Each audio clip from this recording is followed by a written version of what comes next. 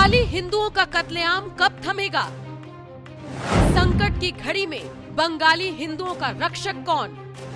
क्या भारत का होगा बांग्लादेश जैसा हाल? क्या हिंदू राष्ट्र बनाकर हिंदुओं का संहार रोका जाएगा? बांग्लादेश बंगाली हिंदू और हिंदू प्रधानमंत्री पर क्या बोली किन्नर महामंडलेश्वर हिमांगी सखी मां? देखिए सिर्फ धर्म ज्ञान पर।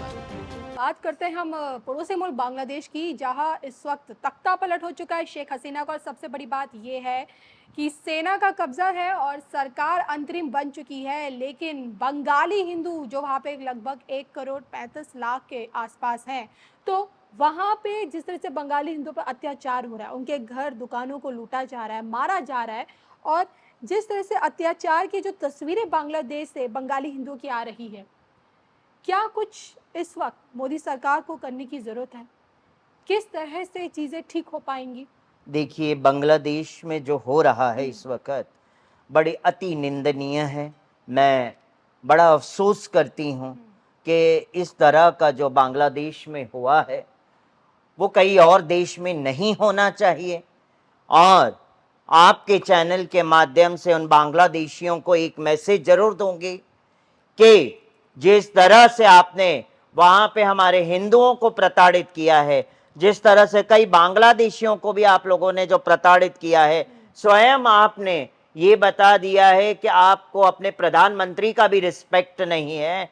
जिस तरह से आपने शेख हसीना प्रधानमंत्री ऑफ बांग्लादेश, जिसके साथ आपने अभद्र व्यवहार, उनके कपड़ों को अश्लीलता से दिखाया है, पीएमओ हाउस में घुस के जिस तरह से किया है, बड़ा अफसोस है कि आप बांग्लादेशियों की यही मेंटालिटी है।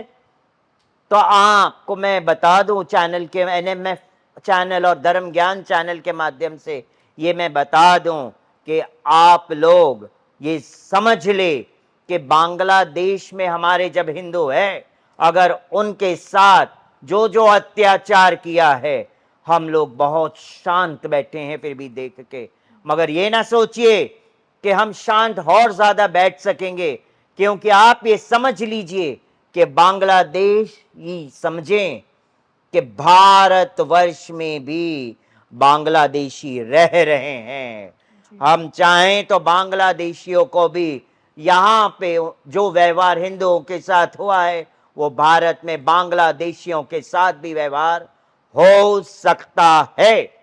इसीलिए पुनः एक बार आपको मैं चुनौती देती हूं कि आपने जो मंदिर तोड़े हैं, जो हमारे भगवान श्री कृष्ण के मंदिर तोड़े हैं, जो कृष्ण भगवान के विग्रहों का अनादर किया है, और जो जगन्नाथ बलदेव सुभद्रा जी की डीटीज को आपने तार तार कर दिया, हम भी आपके मजारों का तार तार कर सकते हैं भारत के अंदर, मगर हम नहीं कर रहे हैं।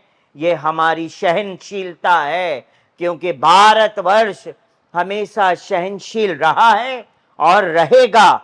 मगर इससे हमारे एक बात बता दूं कि जो हमारे आदरणीय प्रधानमंत्री नरेंद्र मोदी जी, ये उदाहरण का स्तोत्र है कि इतना कुछ बांग्लादेश में हुआ, फिर भी उनके प्रधानमंत्री को भारतवर्ष में पनाह दिया, उन्हें सेव किया सबसे पहले, वरना बांग्लादेशी तो उन्हें भी मरवा डालते। जिस तरह की उनकी सेनाएं अंदर घुस गई, अति निंदनीय है। फिर भी हमारे भारतवर्ष ने उनको पनाह दिया भारत में, और उनको सुरक्षा दी, आदरणीय प्रधानमंत्री ने सुरक्षा दी, बीजेपी सरकार ने सपोर्ट किया। ये बहुत बड़ी बात है, और ये उदाहरण पूरे देशवासियों के लिए है। नहीं तो हम भी चाहते थे तो वही चीज कर सकते थे भारतवासी, मगर ये उदाहरण है कि भारत इतना कुछ झेलने के बाद भी फिर भी ऐसे व्यक्तियों को पनाह देते हैं कि नहीं, हमको सबको सुरक्षित रखना चाहिए। तो यहाँ से पता लगता है समभाव हमारे आदरणीय प्रधानमंत्री नरेंद्र मोदी के मन में है कि हम समभाव लेके चले, और कष्ट किसी को है तो हमें उनको सपोर्ट करना चाहिए। तो ये उदाहरण का स्तोत्र पूरे विश्व के लिए है। मैं आपसे ये भी जानना चाहती हूँ, आज जिन हालातों से बांग्लादेश गुजर रहा है, अफगानिस्तान में तख्ता पलट हुआ, वो हमने देखा, बांग्लादेश में हुआ। अब पाकिस्तान का तो इतिहास ही रहा है कि कई दफ़ा वहाँ तख्ता पलट हुआ है। क्या भारत में ऐसा मुमकिन है भविष्य में, आपको ऐसा लगता है? जिस तरह से भारत संतों की धरा रही है, लोकतंत्र यहाँ की सबसे बड़ी ताकत रही है, फिर भी विपक्ष ताकतें भी हैं। हमारे देश में कुछ कट्टरपंथी ताकतें भी हैं, जो देश विरोधी ताकतें हैं। पॉसिबिलिटी लगती है आपको प्रधानमंत्री मोदी जी का तख्ता पलट हो सकता है? देखिए, मैं किसी पार्टी के बारे में नहीं बोलूँगी, हम्म, बट ये है, मुझे नहीं लगता है कि भारत में बांग्लादेश जैसा हाल होगा।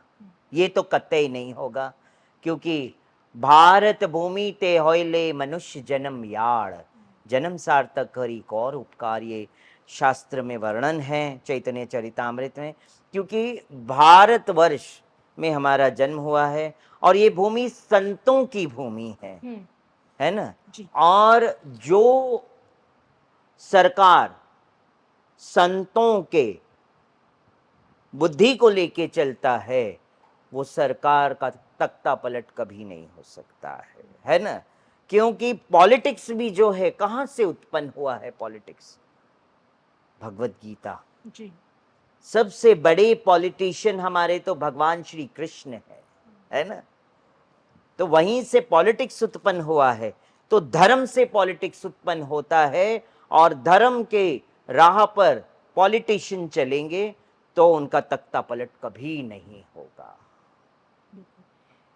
इसी कड़ी में धीरेन्द्र शास्त्री हैं, उनका कहना है कि अगर समय रहते हिंदू नहीं जागे तो जो हालत बांग्लादेश की है आज भारत की भी हो जाएगी फिर। और यही वजह है जिसके चलते वो हिंदू राष्ट्र की मांग अब से नहीं बल्कि कई दफा कई सालों से उठा रहे हैं।